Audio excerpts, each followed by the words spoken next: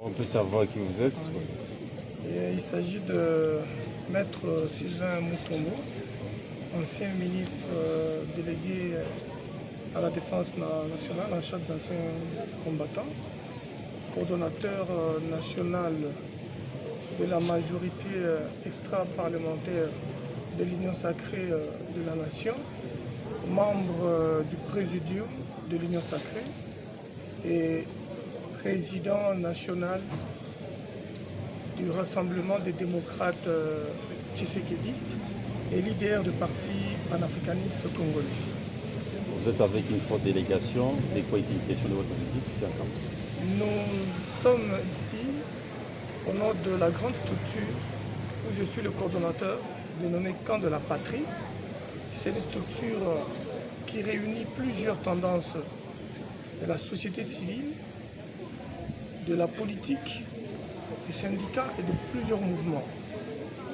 Dans ce cadre, nous avons jugé bon de venir rencontrer le père spirituel pour envisager la prise en charge de la prophétie de Simon Kimbangu en ce qui concerne la date du 6 avril, qui du reste, certains pensent que c'est une date qui est réservée seulement aux seuls jeunes kimbanguistes, alors que c'est une date d'une portée internationale et nationale. Je dirais qu'elle a une portée nationale, c'est le vécu de l'histoire du combat de papa Simon Kimbangu vis-à-vis des colonisateurs belges et de toute autre tendance africaine, où il a eu à lever les tons pour une résistance pacifique afin de montrer la voie aux Congolais. Mais est-il que sur le plan international, une grande reconnaissance de jeunes panafricains reconnaissent en lui comme étant le meilleur leader du panafricanisme qui s'est battu pour l'indépendance de l'Afrique et l'indépendance et la liberté de l'homme noir dans son ensemble. Et que nous, jeunes Africains et Congolais aujourd'hui, butés à cette guerre qui nous est imposée par procuration, par d'autres tendances de la communauté internationale qui se cache derrière un petit pays, alors que papa Simon Kimbangu l'avait déjà prédit que ça viendra ainsi.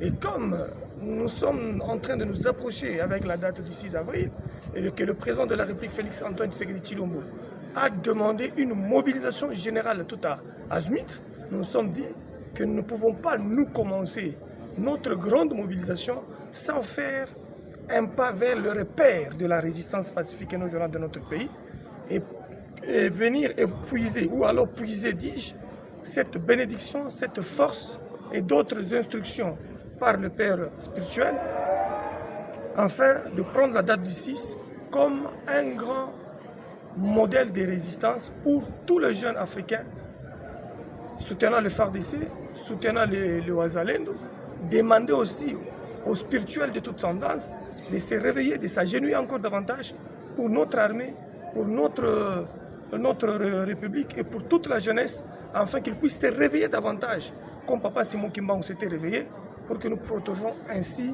tous ensemble notre patrie qui est menacée. D'accord. Alors vos expressions d'être en Kamba et aussi l'accueil que l'église vous a réservé?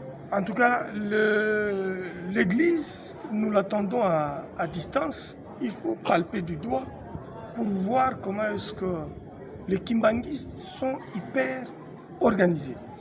J'ai vu une structure organique, organisée, une structure imperturbable, avec une organisation qui est vraiment hors norme. Et ça nous a tous montré comment est-ce que nous pouvons travailler en collaboration avec non seulement demander un combat purement spirituel au Père spirituel, mais aussi travailler physiquement pour montrer à la face du monde que nous avons des leaders africains, que nous ne pouvons pas nous en passer sans parler d'eux. Pour parler du panafricanisme à travers le monde, il faut d'abord commencer par papa Simon Kimbangu et le reste qui ont continué son combat. Ces enfants qui ont pris la règne du kimbanguisme, ainsi que papa Simon que nous venons de rencontrer tout à l'heure avec sa prédication qui était à la hauteur, qui marche avec la prophétie de la guerre de l'Est. Et aussi avec une prédication qui montre que les Congolais vont gagner la guerre en étant unis. En tant que Congolais, prêcher l'amour, l'amour des partis politiques doivent se mettre ensemble, des structures congolaises doivent se mettre ensemble, faire un seul corps pour batailler spirituellement, batailler physiquement, nous allons l'emporter. Donc nos impressions sont vraiment les meilleures et nous disons avec moi et ma délégation du camp de la patrie et des Tshisekedi qui m'ont accompagné que ça ne sera pas la dernière fois. Chaque fois que nous aurons le temps de venir nous inspirer du combat du grand leader spirituel africain et congolais Simon Kimbangu, nous viendrons toujours voir le Père spirituel comme il nous a bien reçus, comme tous les Kimbanguistes nous ont reçus, tous les fidèles nous ont bien reçus. Nous sommes vraiment marqués par cette marque d'accueil et nous en ferons large diffusion le 6 avril lors de nos conférences, lors de nos planifications pour cette grande journée de la conscience africaine. Nous pensons faire de Kimbangu notre pour bien passer le message du chef de l'État en signant cette ordonnance consacrant la journée du 6 avril, une journée purement de la jeunesse et d'éveil de la conscience. Merci beaucoup. C'est moi qui vous remercie.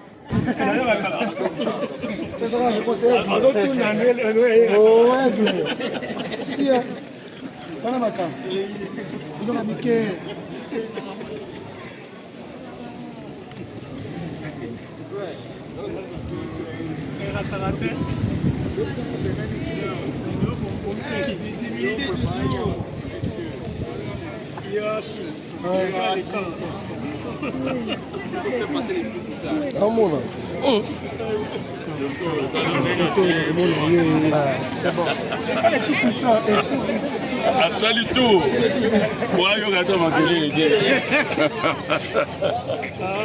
À comprendre. Comprendre. Communiquer, Alain.